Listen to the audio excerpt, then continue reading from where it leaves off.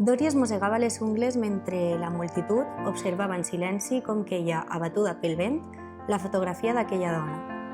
La seva cabellera lànguida i obscura desprenia un aroma de xicler de maduixa.